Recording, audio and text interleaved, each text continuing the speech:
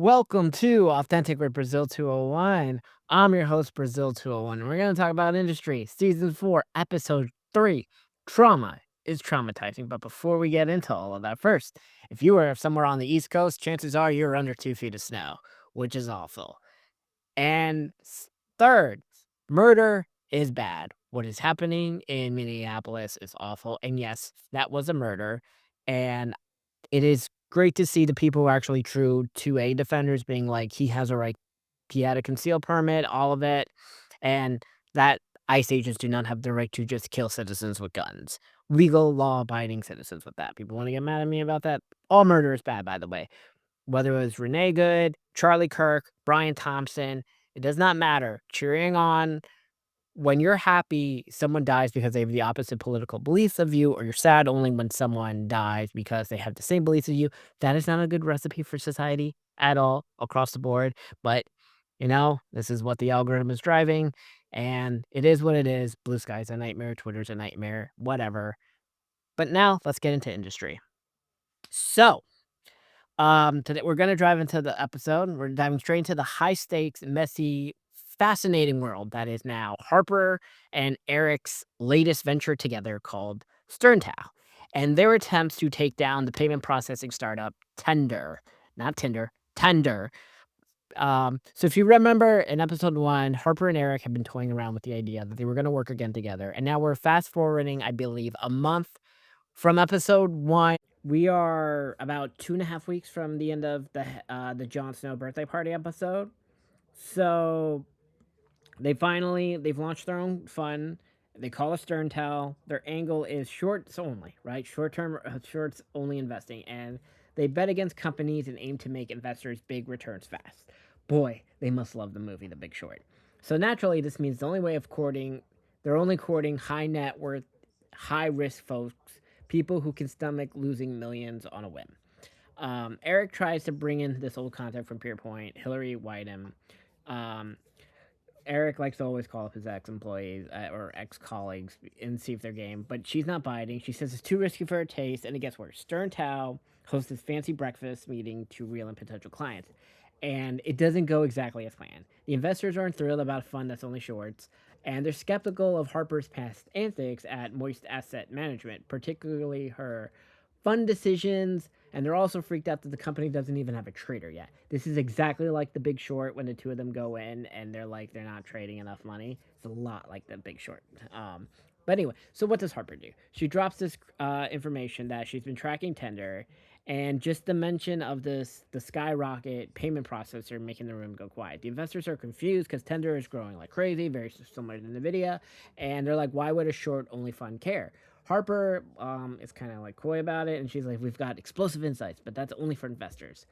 Of course, Harper. And Eric is scratching his head because he doesn't seem informed of this, and he's like, "Where does this tender tip come from?"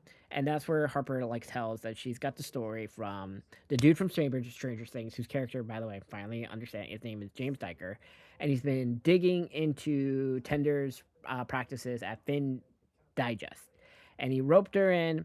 And Eric is skeptical because why would Diker, right, James? I'm just gonna call him Jonathan, the Stranger Things characters, but that's the problem because I also call Jon Snow Jonathan. Anyway, um, Diker is involved. Harper, unless he wanted something from her. Plus, even knowing a company's like shady practices, which most companies have, isn't always enough. Remember, Herbalife, Bill Ackman, by the way, just catching a lot of strays in this episode. He tried shorting a pyramid scheme, but he lost it. He lost to Carl Icahns' louder voice PR maneuver. Anyway, despite the whole Rocky Star, Eric and Harper are not horrible to each other. I like this new dynamic. We see like a lot of cool like moments. Eric talks about uh, his teenage daughter Lily drops by the HQ, and Harper gets a glimpse of like life outside the fun. Later, Eric gives Harper some basic life evokes, mental health, social life, blah blah blah blah. Unlike the old Eric, but Harper is like laser focused on STERNTAO. She even breaks up with the guy she's been fucking, Kwame Bannerbin. I guess he's done with the show. It was only in 2 episodes because she doesn't want distractions, but offers him a job as a trader. Oh, that's right. So he is gonna kick out, and he joins, making the fun feel a little bit more legit. Now, this is kind of where the Tinder part gets entry. So James Diker's article targets financial malpractice. Tender has made money from like their OnlyFans gambit and gambling sites while pretending to like clean up their image. The new CFO, Whitney Halabramstram, he booted Jonah over this, the dude from House. But Diker finds evidence that Tender is still like secretly processing adult payments, hiding it in their books. So Harper has Sweet Pea dig deeper, and they uncover that Tender's growth in the EMEA seems inflated. They're acquiring smaller companies with weird finances to launder money to make the numbers look better. So Harper and Sweet Pea track down this residential actress in Sunderland. I have no idea where Sunderland, by the way, is. They pose as stats worker and they meet Jeffrey, a contractor who's been organizing tender payment data. He categorizes the payments, by the way, by amount, not source, meaning the OnlyFans and the gambling payment can easily be disguised. Those charts then go into a tender official financial report, and Harper and Sweet Pea realize this is a scheme. And it gets Sweet Pea hyped enough to join STERNTAO full time, but she's like, I promise, right? You can't let this company fail. This is the third time I follow you, and I really enjoy Sweet Pea's Harper dynamic. There's also this situation earlier in the episode that I forgot. Rishi's there, and Sweet Pea absolutely hates Rishi, right? Because everyone still views Rishi as a murderer, and technically Rishi is a murderer because of his gambling debts. It's why his wife face got blown out in front of him, and by the way, we still don't see where the baby is, but whatever. So they think they're ready to short tender, right? But not so fast. Um, so James's article hits at the end of episode 3, but Finn Digest neuters it. It's too risky, too many powerful connections, and now Jon Snow's in the mix when his aristocrat ties and his lawsuits are ready. So the final article barely scratches the surface, and the market barely like doesn't react.